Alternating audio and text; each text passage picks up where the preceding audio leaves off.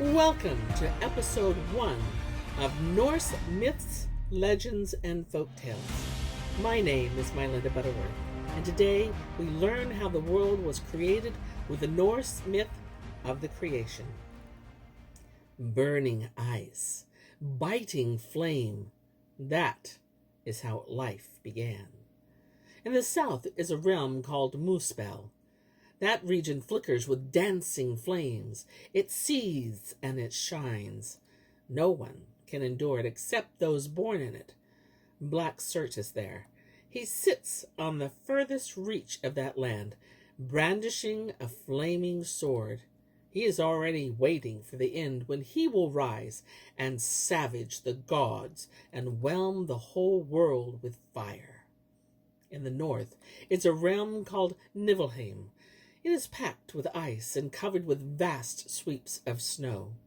In the heart of that region lies the spring of Ymir, and that is the source of 11 rivers named the Ylvigar, and they are cool Suval, and Gunthra the Defiant, Fiorm, and bubbly Fimbulfell, fearsome Slid, and storming Hrid, Silga, Ilga, Broadvid, and Leipft, which strikes like lightning and freezing Gigol. Between these realms there once stretched a huge and seeming emptiness. This was Ginnungagap. The rivers that sprang from Niflheim streamed into the void. The yeasty venom in them thickened and congealed like slag, and the rivers turned into ice. That venom also spat out drizzle, an unending dismal haggard that, as soon as it settled, turned into rime. So it went on until all the northern part of Ginnungagap was heavy with layers of ice and hoarfrost, a desolate place haunted by gusts and scudders of wind. Just as the northern part was frozen, the southern was molten and glowing. But the middle of Ginnungagap was as mild as hanging air on a summer evening. There the warm breath drifting north from Muspella met the rime from Nivelheim. It touched it and played over it, and the ice began to thaw and drip. Life quickened in those drops, and they took the form of a giant. He was called Emir. Emir was a frost giant. He was evil from the first, and while he slept he began to sweat. A man and woman grew out of the ooze under his left armpit, and one of his legs fathered a son on the other leg. Emir was the forefather of all frost giants, and they called him Argelmir. As more of the ice in Ginnungagap melted, the fluid took the form of a cow. She was called Odhumla. Emir fed off the 4 rivers of milk that coursed from her teats, and Odhumla fed off the ice itself.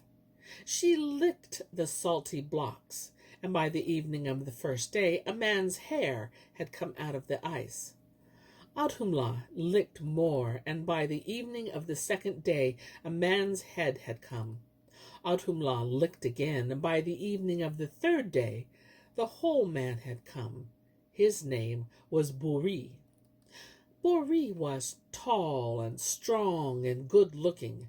In time he had a son called Boer, and Boer married a daughter of Bolthar, one of the frost giants. Her name was Bestla, and she mothered 3 children, all of them sons. The first was Odin, the second was Vili, and the third was Vi. All this was the beginning. Before there were waves of sand, the sea's cool waves and waving grass. There was no earth, and no heaven above, only Muspella and Nivelheim, and between them Ginnungagap. The 3 sons of Boer had no liking for Ymir, and the growing gang of unruly, brutal frost giants, as time went on, they grew to hate him. At last, they attacked Ymir and killed him. His wounds were like springs.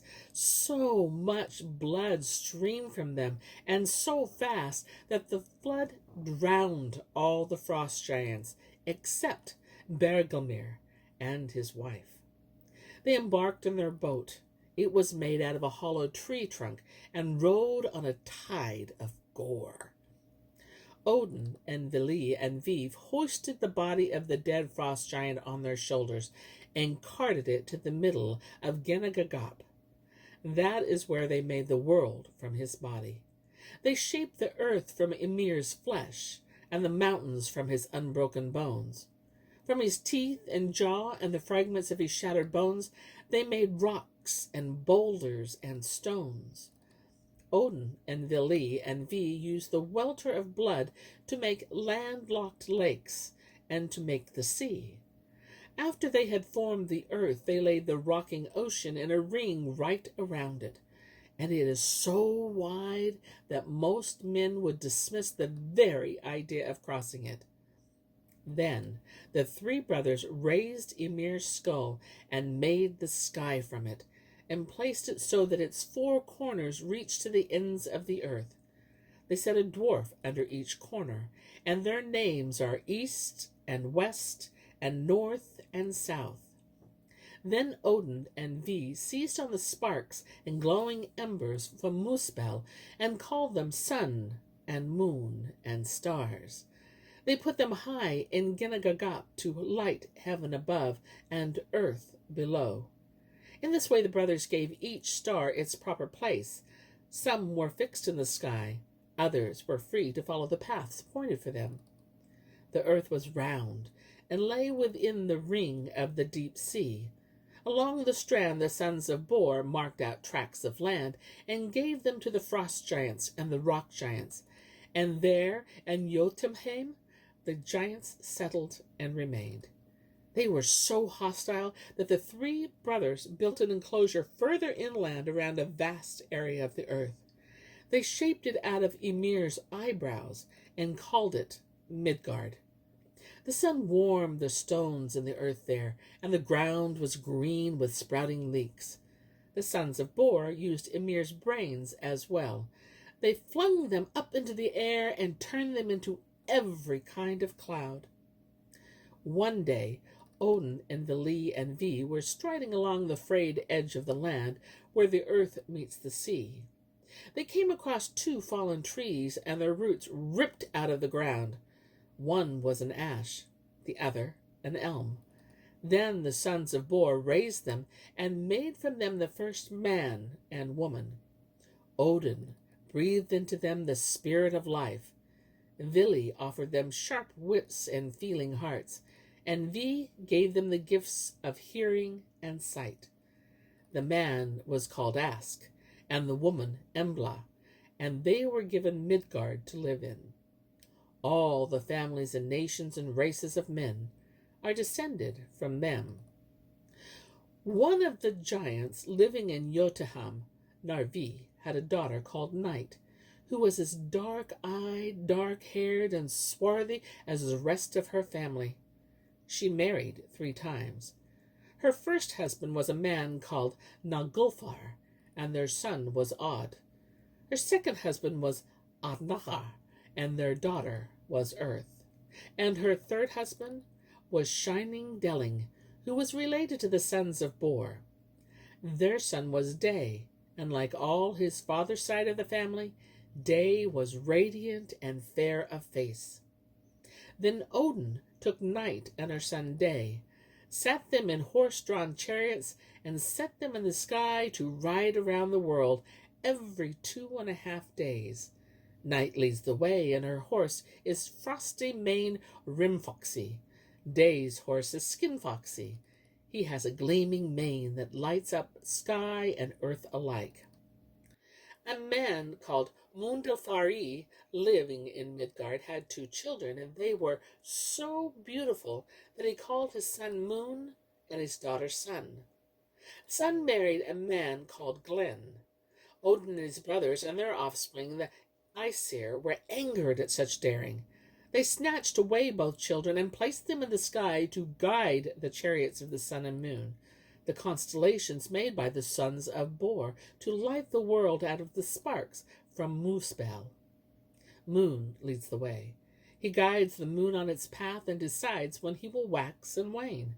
He does not travel alone, as you can see if you look into the sky, for Moon in turn plucked 2 children from Midgard, Bil and Huki, whose father is Vidfinn.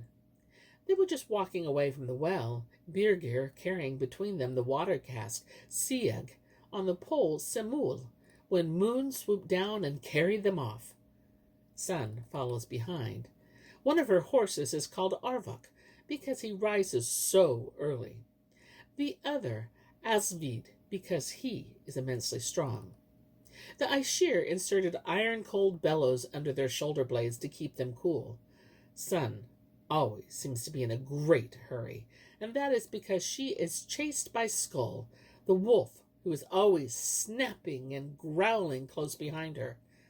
In the end, he will catch her, and the wolf that races in front of the sun is called Hati. He is after Moon, and he will run down in the end. Both wolves are the sons of an aged giantess who lived in Ironwood, east of Midgard. After the sons of Boer had made the first man and woman and set night and day, moon and sun in the sky, they remembered the maggots that had squirmed and swarmed in Emir's flesh and crawled out over the earth. Then they gave them wits in the shape of men, but they live under the hills and mountains and rocky chambers and grottos and caverns. These man-like maggots are called dwarfs. Motsugner is their leader, and his deputy is Durin. So the earth was fashioned and filled with men and giants and dwarves, surrounded by the sea and covered by the sky. Then the sons of Boer built their own realm of Asgard, a mighty stronghold, a place of green plains and shining palaces high over Midgard. The 2 regions were linked by Bifrost, a flaming rainbow bridge. It was made of 3 colors with magic and great skill, and it is wonderfully strong. All the Aesir, the guardians of men, crossed over the settled in Asgard. Odin, Allfather, is the oldest and greatest of them all. There are 12 divine gods and 12 divine goddesses, and a great assembly of other Aesir. And this was the beginning of all that has happened, remembered or forgotten in the regions of the world. And all that has happened in all the regions of the world lie under the branches of the ash, Yggdrasil, greatest and best of trees. It soars over all that is. Its 3 roots delve into Asgard, and Jotunheim, and Nivelheim, and there is a spring under each. A hawk and eagle sit in it. A squirrel scurries up and down it. Deer leap within it and nibble at it. A dragon devours it, and it is sprinkled with dew. It gives life to itself. It gives life to the unborn. The winds whirl round it, and Yggdrasil soon groans. Yggdrasil always was, and is, and will be. And here is where I end my tale for today. But I'll be back with more tales, many more tales. Until then, my friends, enjoy the journey.